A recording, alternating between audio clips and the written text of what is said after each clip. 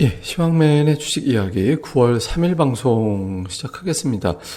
최근에 코스피를 보면 그 패턴이 좀 비슷합니다. 그러니까 2주 동안에 보면 일주일에 하루 빠지고 4일 올라가는 그런 형태가 진행이 되고 있고요. 그리고 올라가는 폭도 제법 올라가는데 다만 이제 3200포인트 정도 근처 가면 살짝 저항이 나오는데 그런 형태가 반복되고 있죠.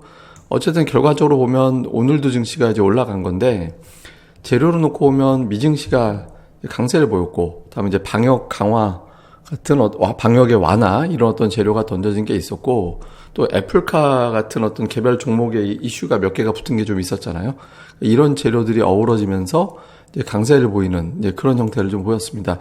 뭐 재료들이라든가 이런 어떤 흐름들 좀 하나하나 살펴보면 우선 첫 번째로는 그 미증시가 이제 강세를 보였다는 것 자체가 주식시장에서는 이제 좀 긍정적으로 평가를 받을 수밖에 없는 그런 상황이었죠. 그러니까 이제 신규 실업수당 청구 건수가 뭐 양호하게 나오면서 어쨌든 고용 지표가 너무 좋거나 너무 나쁘거나 이 둘 중에 하나 어느 쪽으로 치우쳐버리면 이제 시장에서는 좀 부담을 갖게 되거든요. 근데 최근에 약간 좀 경기에 대한 어떤 걱정이 좀 있었잖아요. 근데 경기 우려를 덜어냈다라는 평가가 나오는 정도의 어떤 이제 지표가 나오고 있었고, 그리고 또 그 결과 때문에 또 다른 어떤 정책 이슈 때문에 달러가 계속 약세 보이고 있잖아요. 오늘 원달러 환율이 0.4%대까지 이제 빠졌죠. 환율도 좀 내려가고 국제유가 같은 원자재도 좀 반등하고, 그러니까 이런 분위기 만들어지면 증시가 좀 조금이라도 좀 올라가는 그런 어떤 힘을 만들어줄 수 있잖아요. 또 아시아 증시가 오늘 뭐 우리뿐만 아니라 대체적으로 좀 강했거든요. 그러니까 최근에 이제 뭐 신흥시장의 수출이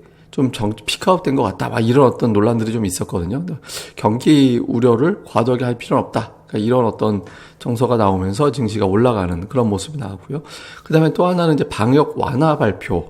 이것도 이제 투자 심리에 일부 영향을 줬습니다. 그러니까 뭐 여전히 뭐 이렇게 대대적인 어떤 완화도 아니고 이것도 뭐 확실하게 완화된 건 아니다. 이런 어떤 의견이 적진 않습니다만은 어쨌든 표면적으로는 4단계 지역에서도 식당이라든가 이제 레스토랑, 커피숍 영업 시간을 10시로 이제 1시간 늘렸고, 다음에 이제 모임 제한이라든가 이런 것도 접종 완료자가 포함되면 뭐 6명까지 가능하다.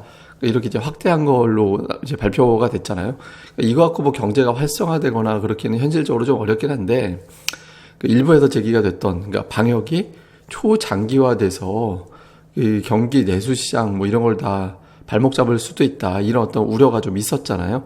그러니까 이런 것들을 진정시켜주는 그런 역할을 좀 했죠. 그래서 이런 부분들이 이제 전체적으로 분위기를 끌어주는 그런 형태가 됐고요. 뭐 그 외에 이제 뭐 오늘 일본 증시도 좀 반응을 했는데 뭐 일본 스가 총리가 사임했잖아요. 사임할 것이다라는 소식이 전해졌죠. 그럼 이제 향후에 새로운 총리가 이제 일본 경기 부양책을 내놓을 텐데, 그러니까 일본이 기축통화 중에 하나인 엔화를 찍어내는 나라잖아요.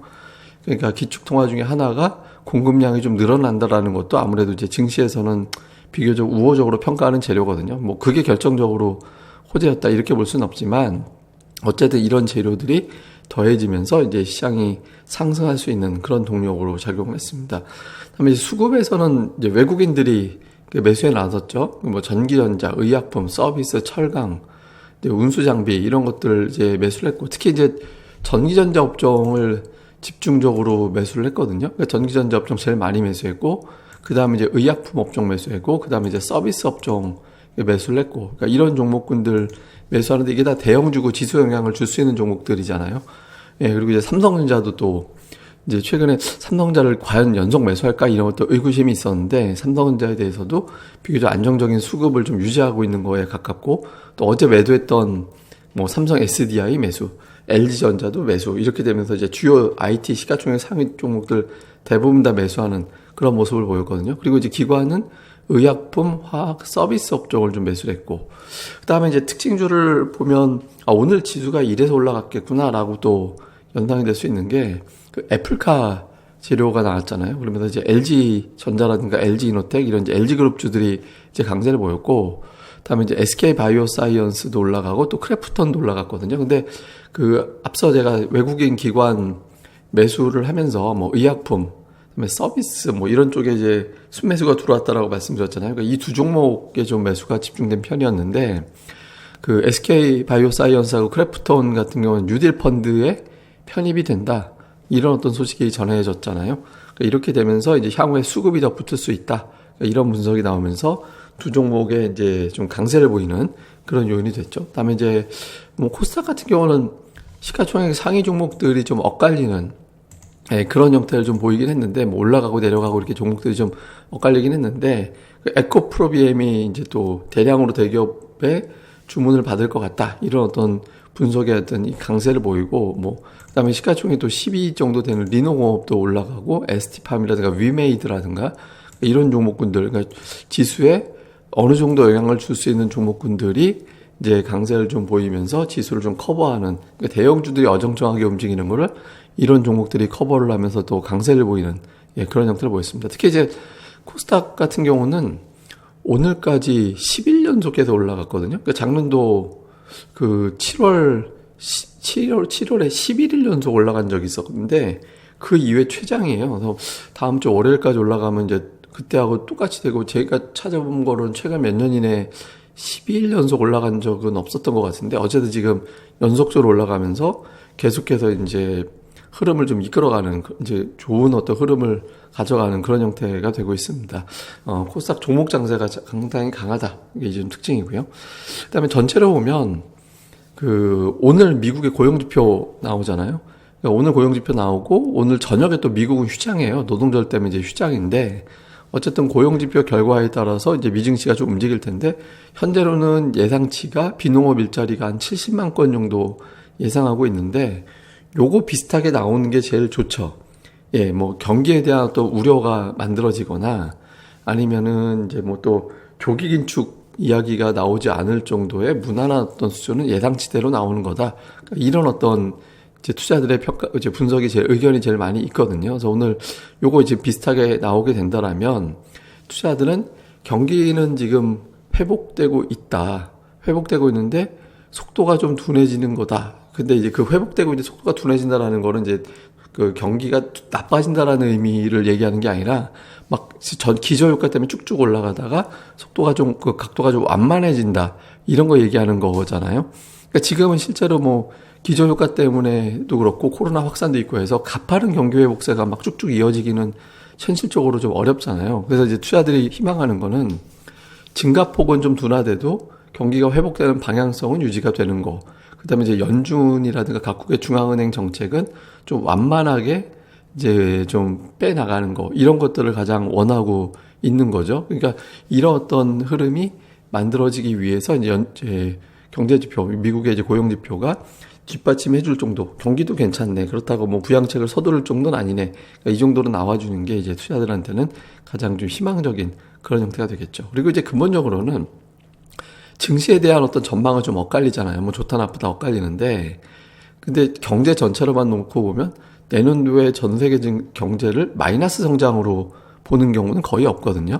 그러니까 지금 속도에 대해서는 좀 우려가 있긴 하지만 방향은 계속해서 상향하고 있다, 그러니까 이렇게 보고 있기 때문에 일부 투자들, 뭐 경제 피크아웃이라든가 속도가 완만해지는 상황에 대한 어떤 부담, 이런 거를 갖는 투자자들은 매물을 좀 내놓게 될 거고, 그런 매물이 이제 구간마다 나오면서, 예를 들어서 3,200포인트 부근에서 오늘 계속 치고 눌리고 치고 눌리고, 이게 이제 반복됐었잖아요.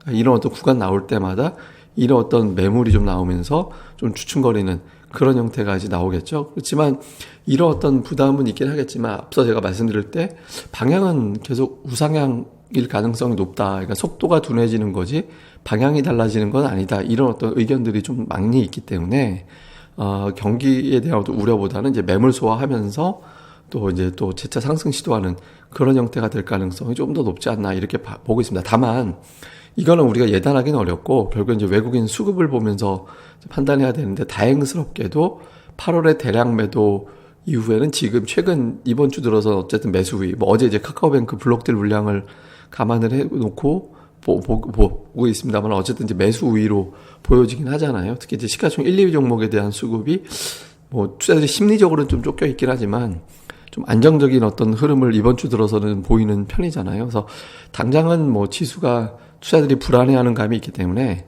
상승 시도와 매물을 소화하는 과정이 좀 이어지면서 이제 좀 지수가 이제 반등 시도하고 눌리고 뭐 이런 형태가 좀 반복될 가능성은 있지만, 극단적인 경제 위축 상황이 펼쳐지는 게 아니라면 최소한 종목 장세 정도는 진행이 될 가능성이 높다. 지금 코스닥이 뭐 11연속 올라왔지만 ADR 수준으로 볼 때 아직까지 크게 가격 부담이 높다. 이렇게 볼 정도의 상황은 아니거든요. 그래서 지금은 지수에 대한 어떤 너무 지나치게 의미를 두기보다는 현재 수준의 대응, 제가 계속 실적과 수급이 누적되어 있는 종목군들 관심을 갖자 이런 취지로 말씀을 드리고 있잖아요. 그래서 그런 어떤 그 기존의 어떤 전략을 그대로 유지해 나가는 그런 대응이 필요하지 않나. 이렇게 봐야 될 것 같습니다. 어쨌든 근데 증시는 항상 뭔가가 나와서 예상하지 못했던 뭔가가 나와서 갑자기 확 뒤집어지고 그런 경우가 좀 많이 있잖아요. 그래서 이런 것들도 좀 고려를 해야 된다라고 생각을 하거든요. 그래서 혹시 이제 이런 어떤 변화가 나오면 제가 또 그때마다 내용을 또 정돈을 해서 전달을 해드리도록 하겠습니다. 그럼 또 하루 그리고 이제 주말 잘 보내시고요. 저는 또 다음 방송에서 뵙겠습니다. 그리고 유튜브 채널 유튜브에서 시황맨 TV 이렇게 검색하시면 들어가실 수 있고, 그리고 이제 제가 이제 방송 이 내용 올려드리는 팟캐스트 내용 요약하는 하단에 보면 유튜브 채널 주소 링크가 나가니까 또 그거 복사하기로 해서 이제 들어가시면 또 되니까 그것도 활용하시면 도움이 될 것 같습니다. 그럼 전 또 다음에 뵙겠습니다. 감사합니다.